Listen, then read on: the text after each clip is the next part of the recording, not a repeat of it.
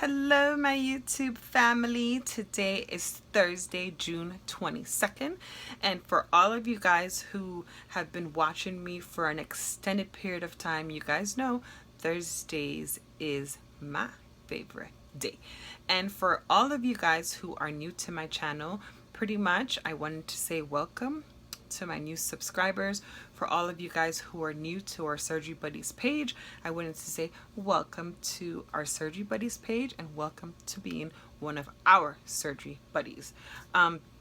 With that being said, I'm super excited, and I wanted to be very humble and tell you guys thank you very much. Today I made 400 subscribers on YouTube. 400, that's a lot of you guys, and thank you very much for watching me. I'm very humbled. Whenever I pretty much started my journey, I was nervous as hell, and I hit record and I just decided to be honest, and I've continued to be honest moving forth. So you guys are in the car with me on this surgery journey, and there is a lot more that comes along with it. And I promise you guys, I'm not going to stop at 5 months and 6 months and then you guys don't know what happened. You guys know what I mean. If you guys have been researching the surgery journey thing, you know that some people have stopped at like 5 or 6 months and you don't know what happened to them. In any event, I got some questions that were emailed to me today, as well as some comments that was left on some of my YouTube videos. So I'm going to go right into it. What I would appreciate, if you are new to my channel and someone did perhaps share a video with you, it would be maybe in your best interest if you kind of start watching it from the bottom up, because I guarantee you, you will pretty much cover almost every single questions that I may or may not get if you're pretty much new. So try that first. Just binge watch. Okay, so let me get into my questions. I pretty much wrote them down. Did I use Medina's overnight nurse? Okay, so I went to Dr. Medina, as mentioned to you guys before. I went on April 5th. If you guys are new to my channel, I had a tummy tuck, BBL, and lipo, upper, lower, back, flanks, inner thighs. Okay, so now that we've covered that, did I use her overnight nurse? Within my quote with Dr. Medina that I received, it did mention that within my quote, I was also paying for an overnight nurse. So if you received a quote from Dr. Medina, make sure that you go through that quote with a fine teeth comb and you pretty much highlight what is covered within your quote. Yes, it was covered within my quote, so I definitely used her overnight nurse. And I did stress, and I did a video before that I stressed the importance of you having an overnight nurse. If you're not going to Dr. Medina and your doctor does not provide an overnight nurse, I suggest that you go and you hire an overnight nurse to be there with you. I know for a fact that I did a video on how you can obtain an overnight nurse, so I suggest that you go ahead and you watch my playlist in order to obtain that info. I know that they're normally like $40 to $50 US per night, but I did have an overnight nurse with Dr. Medina, and I did stress that I needed one, and I did stress for her to be there. I needed to know what time she was going to be there, and that is very important for you guys to pretty much get that info. Make sure that you confirm who she is, make sure she is there. What else? How did I feel about my overnight nurse? My overnight nurse was really nice. She did not speak any English at all. I did stay at Dr. Medina's clinic, which is Sisilip, but she was very attentive. She would kiss me on my forehead. She was pretty much right by my side every single night. I did not share her with anyone else. My call button on my hospital bed worked perfectly fine. She stayed with me the entire night. She was even next to me in like a chair, or like a chair or a bench, or like a whatever, like a couch. She slept right next to me. She was snoring some parts of the night, but I completely loved her. I did not share her with anyone else.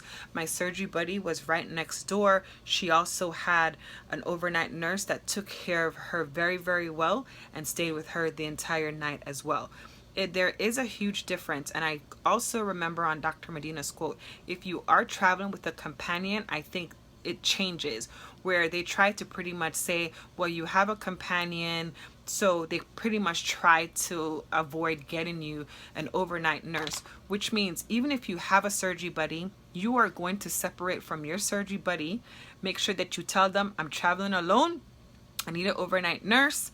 Do not say that you have a buddy, that you have a friend that's coming, because they're gonna try to be slick with it. Don't let them even try that on you. Make sure the morning of, even if you have a buddy staying with you at the same recovery house and you guys are scheduled for the surgery on the same day, you guys need to split up. I had to split up from my surgery buddy and pretty much give her hugs and tell her good luck, and went my separate ways in the morning of surgery, just so that we know that she's going to be assigned a nurse and I'm going to be assigned a private nurse. Okay, so are the nurses only assigned to Medina's patients, or they're shared? They're not shared. So they're not shared. You're not supposed to share a nurse. You need to clarify that with Marielle or whoever Medina's assistant is that you're working with. You're not supposed to share a private nurse. Private, underline, bold, nurse. We're not sharing. Don't share. Because at night in Sicily, that little nurses station that they got upstairs, it's night, it's lights out. There's no one there. No one will hear you. You'll be by yourself, hollering and calling and pressing the call button, and nobody ain't gonna pick up because there's no one there, because they're supposed to be in your room taking care of you. And you will, I believe everyone needs a private nurse. Even if you are not staying at a recovery house and you are staying at a hotel, you need to get yourself a nurse the night after your surgery. Anything can happen. You need somebody to call. Whether you need to use your Google app, whatever you need to use, any little Spanish that you got, that you know, use it. Should I hire a private nurse? Yes, I said it before. If a private nurse is not within your quote, I would suggest that you hire a private nurse. And I have heard the ones that are going to CSLIP or wherever Duran is, which y'all don't need to be. Anyways, make sure y'all have a private nurse. Just saying. Listen to me.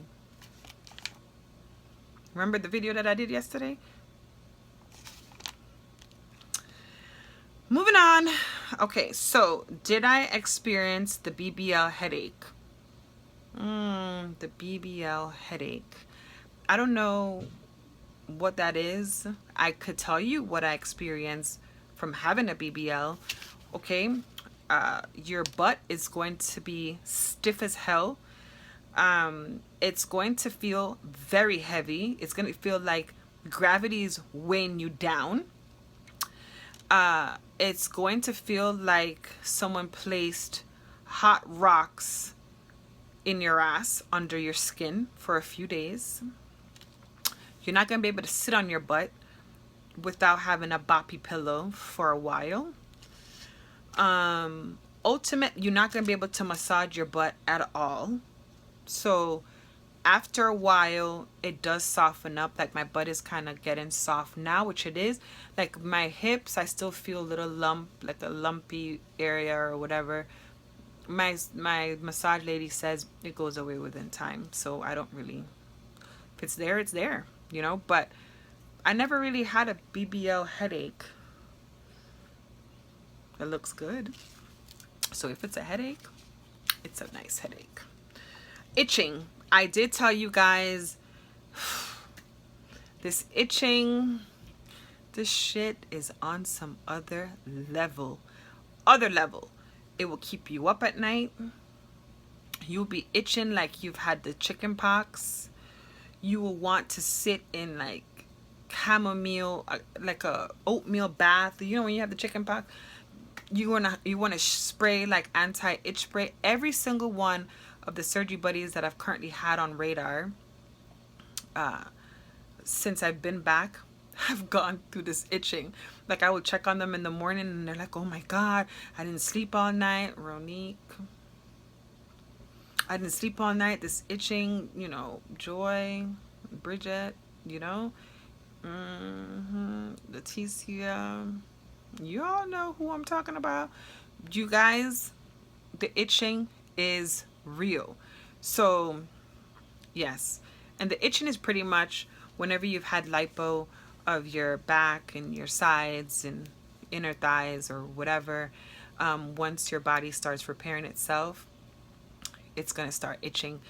Like today I had on my faja with my boards and stuff, and I was like tapping on the board. You know, have you guys ever had like tracks or weave in your hair and or like braids and y'all are hitting your head because it's starting to itch? Yeah, you're gonna feel that way. Today I wanted to tear my faja off at work and just start scratching my stomach. Like, it's just ridiculous. Should I have a muscle repair? Does it make a difference? Okay, so I personally feel that having a muscle repair makes a significant difference in the way your tummy tuck looks. I remember I went to my dermatologist because I wanted my doctor, my dermatologist, to be on board. Shout out to Dr. Thrower, who's one of the best dermatologists in Miami. Expensive as shit, but one of the best.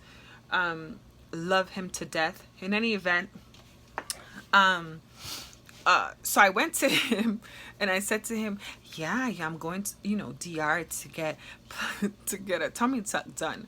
He's like, really? Let me see what you're working with before, you know, I agree with what you're saying. I said, all right. Pull up my shirt. He's like, yeah, you're going to need a tummy tuck. And I told him, I said, yeah, but I'm also getting a tummy tuck with muscle repair. He was like, oh, now you're talking. Now you're talking, because I was about to tell you a tummy tuck alone cannot fix that stomach.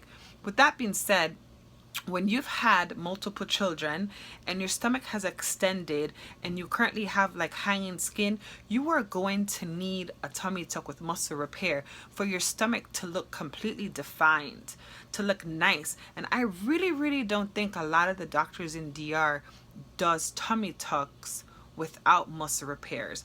I have seen a tummy tuck with a muscle repair up here, and the person still looks like a box. Like, you're gonna need the tummy tuck, muscle repair, lipo at the top of your stomach in order for you to look completely defined and for the work to look really well. That is just simply my opinion.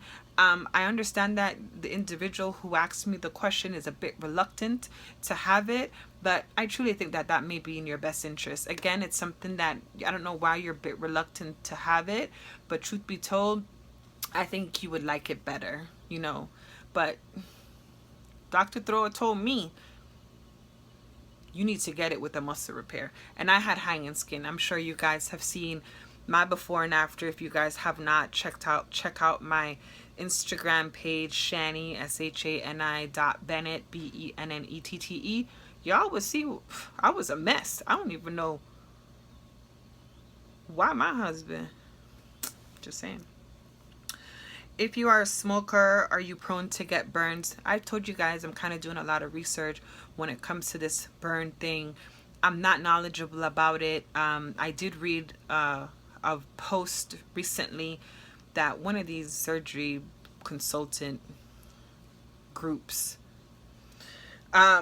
said they did mention, yes, you are at a high risk in the event that you are a smoker, you are susceptible to getting burns. But do you see that little packet that they give you? I told you guys the directory, the telephone directory.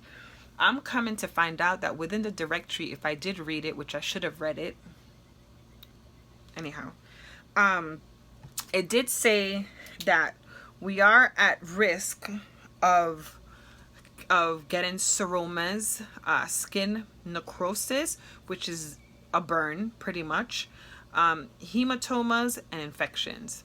Maybe I should have read it, but I didn't. But that is what we are at risk for getting in the event you pretty much have had plastic surgery, lipo, tummy tuck. So just that you guys are aware, in case it does happen and you want to kill your surgeon, you guys know.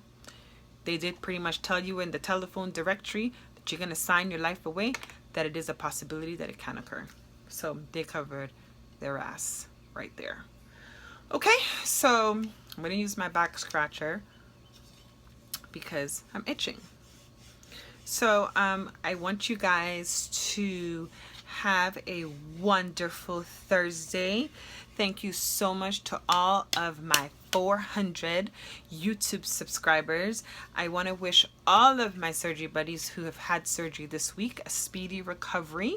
If you have any questions, if you have any concerns, please email me, surgeryjourney@gmail.com. If you have any comments, please go ahead and leave them below my video.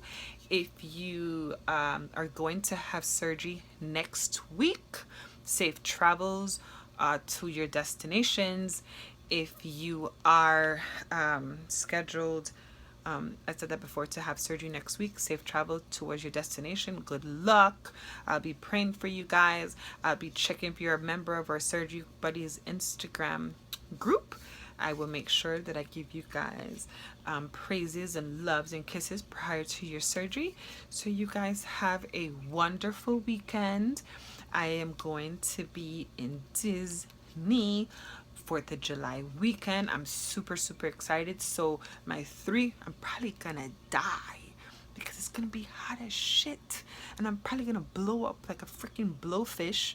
But I promise you guys I will be vlogging from my trip to Disney for my 3-month post-op video.